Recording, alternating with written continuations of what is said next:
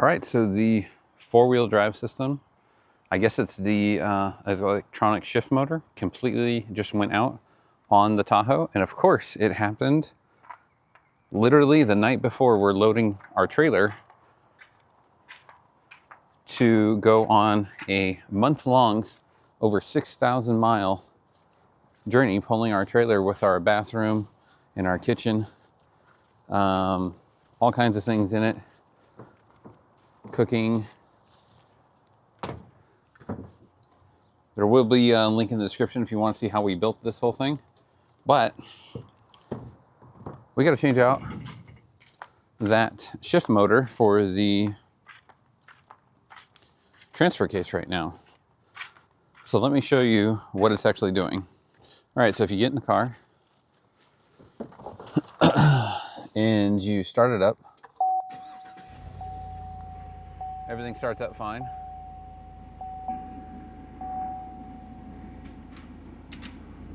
Right there, service four-wheel drive.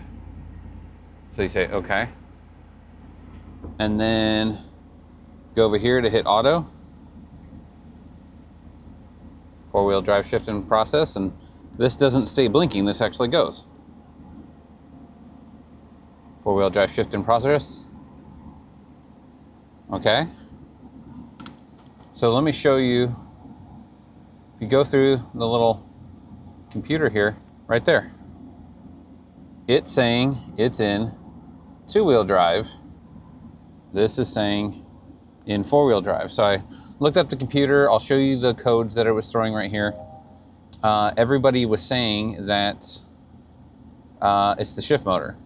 So I called O'Reilly's. I called AutoZone. None of them can get the part. Nobody can get the part. Nobody can get the part. Chevy dealer, $600+ or $600 to $800. I don't know why they didn't know the price. And they have to order the part. So the only place I had the part was Amazon. Luckily, it was a Dorman part on Amazon, which is not the cheapest, but it literally just showed up as we're packing these tubs to go on the trip. So I guess I'm going to open it up now, and hopefully this is the right part.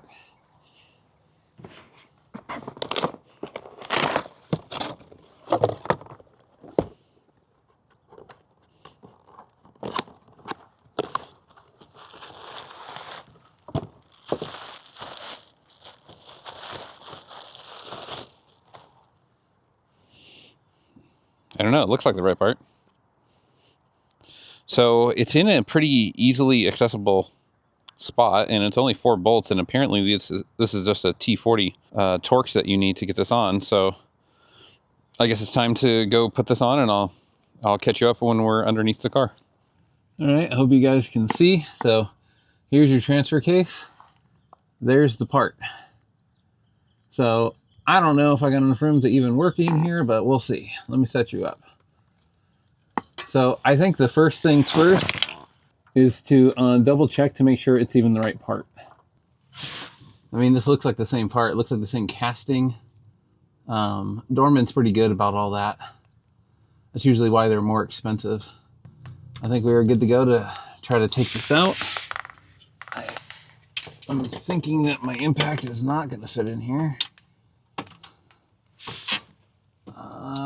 Nope, does not look like it's going to fit in there. All right, so we are down to a ratchet. So that'll be fun. I was hoping I could do this quicker. All right, very good sign. I was going to say, my current perspective, I can't even see the force bolt. But most people say that you can do this job in 10 minutes. If we were just doing highway driving the whole time, I probably wouldn't worry about it. But if you've watched any of our series on us traveling, we go dirt roads. We go all kinds of stuff. Our property in Colorado, I think it's about a half hour on a dirt road. You're pulling a trailer. It's just going to give you that peace of mind. So this was $245 on Amazon. They have a lot cheaper ones, but all the cheaper ones have really bad reviews. Like they didn't work with their computer. dead on arrival. And since we ordered this literally yesterday and we're leaving tomorrow morning and I'm doing this at night, yeah, it was worth paying the extra money to make sure, because everybody who used this one said, yeah, it worked right away, no problem. It's pretty crazy too. The Tahoe just passed 100,000 miles. It's the Premier Edition, which has the, I think it's the 6.2 liter Corvette engine. I'm not sure. I'm a little tired right now. It's the bigger engine. Now, it's funny because we don't usually even, most of the year, even need to shift it into four-wheel drive because we're just in California. And so it's just kind of odd. I don't know if that's our fault for not cycling it all the time or what, or if this motor's actually good and just needs to be freed up. But maybe we'll diagnose that after we get back. But currently, I just need four-wheel drive because any kind of tow job, it's probably going to cost more than what this costs to replace right now. You know, with a full-size vehicle, 5 people traveling, and a trailer. So I'm just thanking God that this actually came so that we could at least attempt to change it, and hopefully this actually fixes the problem. But no, I would definitely say this is not what I want to be doing right now. Well, that doesn't really feel like it's trying to come out. It feels kind of spring-loaded, actually. I'm not sure what's going on there. I don't know if you guys see that, but I'm not sure what that's all about. I gotta get something to pry it out real quick. Oh, okay. Well, got it free. And now we just have to get it off this cord, which doesn't really have a lot of room to it, of course. Because why would it? All right, there's the clip. Oh, that broke. All right, got it off. All right, so we're going to now install this. Click that little thing in. We are clicked in. And then let me find that little clip. So this should be the clip that holds in. It doesn't allow it to come out. So let's figure out how that thing goes in now. There we go. Okay, so that's in now. All right, so I'm not sure how to get this back up in there because it was kind of spring-loaded, it felt. Oh, I guess that was easy. Apparently there's a process to relearn this, and that's some people say you just take it through its full range of motion, which will mean going from two-wheel drive to all-wheel drive to 4 high to 4 low all the way to neutral. And as long as it's that easy, we'll be all done, and hopefully it is that easy. Like I said, so many people said that it's only a 10-minute job. I'm sure we're longer, but that's because we're special. I also heard it was like 15, I think it was 15 foot-pounds. I'm just gonna go until my elbow pops. All right, so let me get cleaned up and then we will go back into the car. All right, let's get back into the car.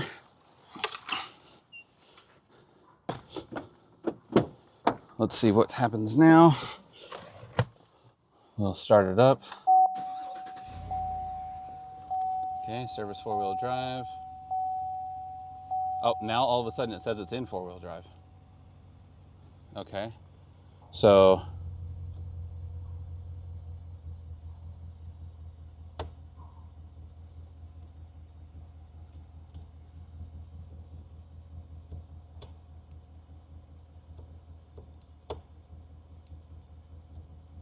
I don't know, nothing's changing. Let me see if I...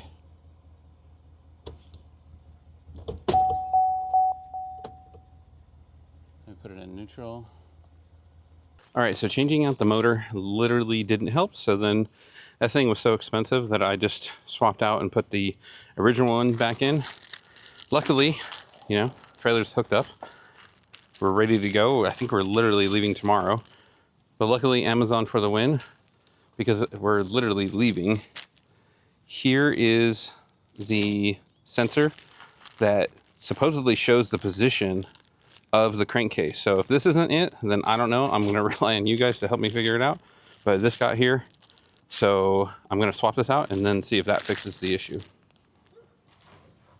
All right, so I'm contorted underneath the car. Let's see. There we go. Kind of just looks like a crank position sensor, realistically. Well, maybe not.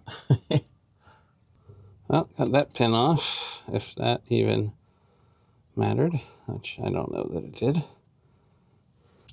Oh, that clips off now too. Okay. There we go. So I'm going to open up the other package here. There's the part number. I'll have everything in the description, of course, including the old, or the transfer case motor, to see if that's what you guys need. Let's see. Yeah, this thing looks exactly the same. I'm not quite sure how that's supposed to work, but somehow it works. All right, let's push all that back in. Let me find all these clips that went flying. Okay, purple one's installed. All right, got that in there. Okay, got transfer case fluid. So realistically, everywhere we're driving, we don't necessarily need four-wheel drive, but it's kind of ridiculous to have it and it not to work, especially going on so many thousands of miles of a road trip. And all right, so that's in. Now let's go see if it actually fixed it. All right, so let's start the procedure here. Turn that on.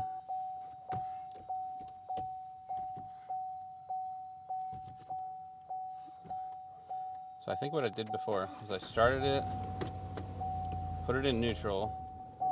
Okay, now it's in neutral.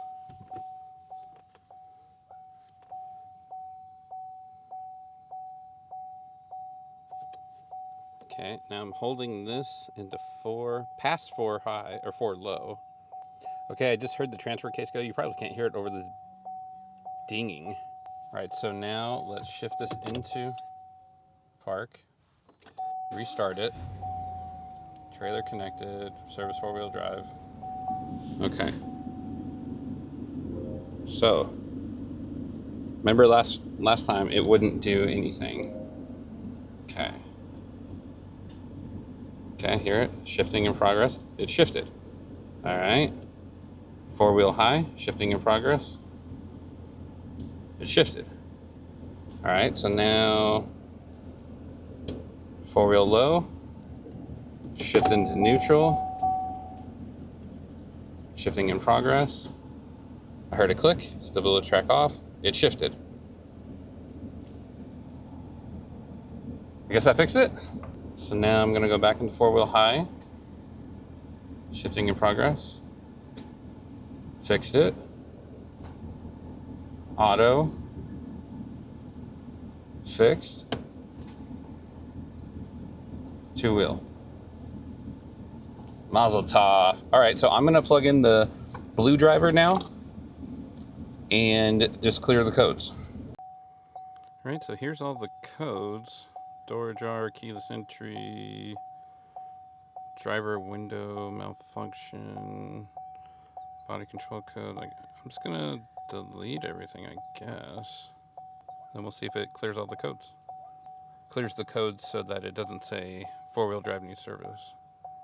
Unless that's only a dealer thing, or this blue driver can't actually do that. Everything is good, just double checking.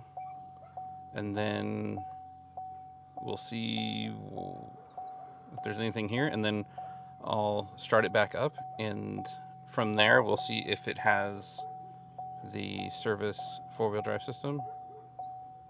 And if it does, I don't know, that maybe it's like a dealer thing, or maybe this blue driver can't actually access that. But as long as it's shifting, that's all I care about, really. All right, so everything should be cleared. So let's see what happens when we fire it up. Trailer connected. Wi-Fi. Still service 4-wheel drive.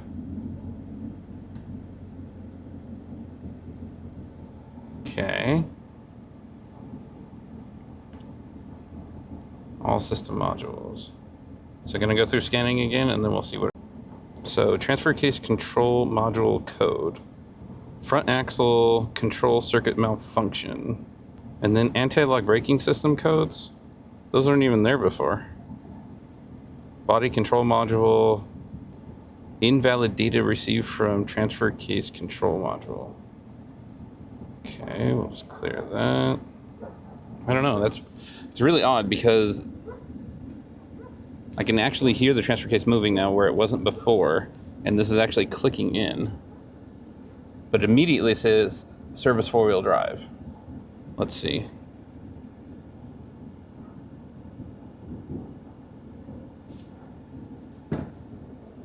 Okay. And then if I go like this,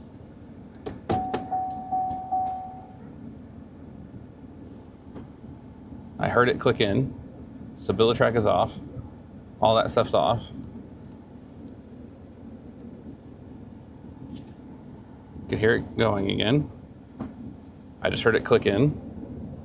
Traction control's back on. Okay. You can hear it clicking again. So I don't know, I'm really confused. It's working, but I can literally hear it working now. That is really, really strange. So I'm just gonna have this double check it again to see what it comes up with, but I might just call it good at this point since it's actually, at least from over here, it seems like it's working. I won't know until I'm like off-road or trying to make a hard turn and see if the whole thing starts shimmying around. But let's see what it says the problem is now, because I hear it going into, I hear it shifting. Okay, same. Front axle control circuit malfunction. So the transfer case is working now, but now it's the other. So I don't know, I'm gonna test it out. If you guys have any ideas of what is going on now, but it's actually working compared to when it wasn't before. So I don't know, you guys let me know what's going on. Everything will be in the description of what I used. We get to see if I go into four-wheel drive. It's shifting, but it's not immediately saying service. Let's see if I shut this off. Turn it back on. Service four-wheel drive. Yeah. So I don't know what's going on. You guys let me know.